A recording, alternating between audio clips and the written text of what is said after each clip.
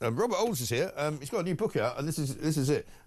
That's called The World of Common Sense. This could be called that. 75 Brexit benefits. Robert, good to see you. I said to you yesterday, you know, it's one of those annoying questions you get asked by Remainers all the time. You never show us any Brexit benefits, so now somebody can just buy this book and reel them off, right? Absolutely, yes. 75 Brexit benefits available from all good bookstores and, of course, Amazon as well. And it has something for everyone. Whatever side of the political spectrum you're on, there's a benefit that's relevant to you and that you probably do care about. Yes. So there's many Brexit benefits. Indeed, there's 75. Right. And it's been a success. Yes, the country's had challenges, but it's not because of Brexit. Indeed, Brexit has been one of the saving graces that's been helping us. Yeah, exactly right. Isn't it funny that this is the one week when the government, because they're so desperate to find somebody to blame for everything that they've got wrong, they're now blaming Brexit. They're basically saying that the reason the economy's not doing as well as it should be is because of Brexit. Whereas Streeting said it,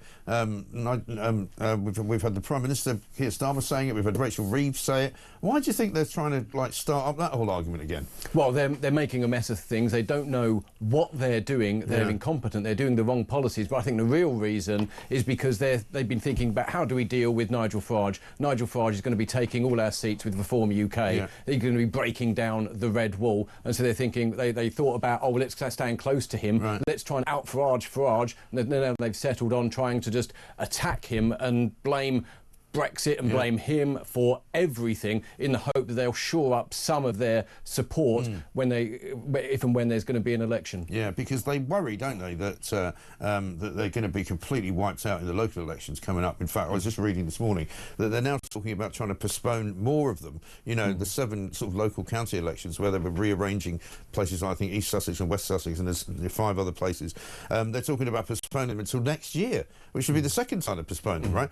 Because the other thing is, I was going to ask you, do you worry that Keir Starmer, who is by his nature a sort of Remainer and will always want to be more part of the European Union than not, do you worry that he's trying to sort of realign the country a bit? Absolutely. Brexit is under attack. He's trying to take us closer in to the European Union. Yeah. He'll sell us out to the EU. He'll tie us up in even more European Union rules. He'll try and undo Brexit. He's already done it some parts of the way, hasn't he? Absolutely. He's tied us up to EU defence arrangements, taking us closer in regulatory alignment to the EU.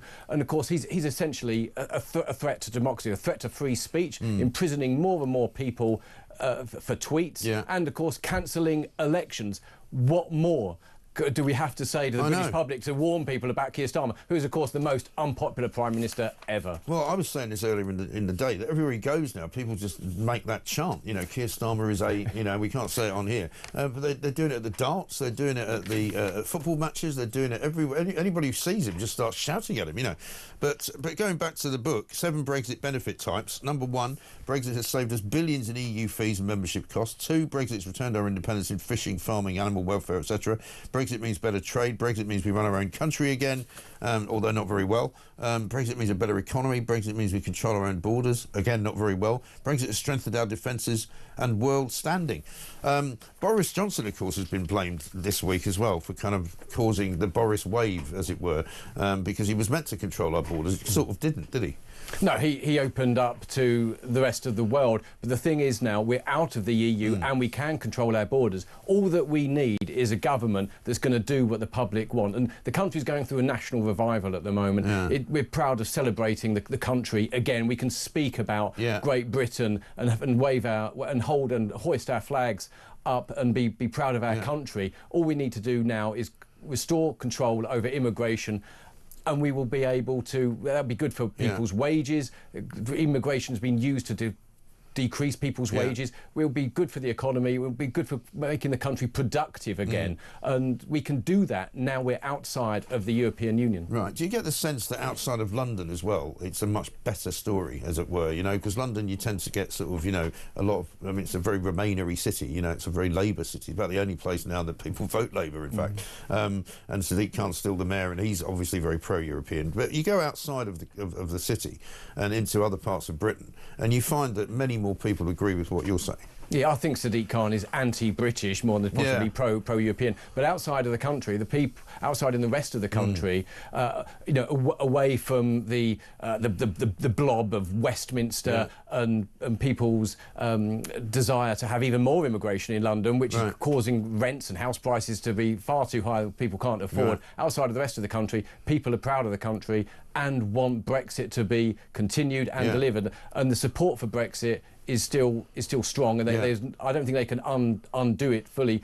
Only by stealth are they undermining Brexit. No, I mean, I don't hear anybody sensible talking about rejoining the European Union, but you only hear about the sort of crazy people who want to do it, you know, the real sort of fanatics who are absolutely sold on being told what to do by a load of foreign bureaucrats. Indeed, and they're still lying about Brexit. They're spreading lies. They're coming up with bogus figures about how it's harmed the economy that are actually massively outdated. But even then, when they were produced before 2020, there's Brexit fear-mongering. It's relied on outdated modelling, it made false assumptions, and has been disproven by events.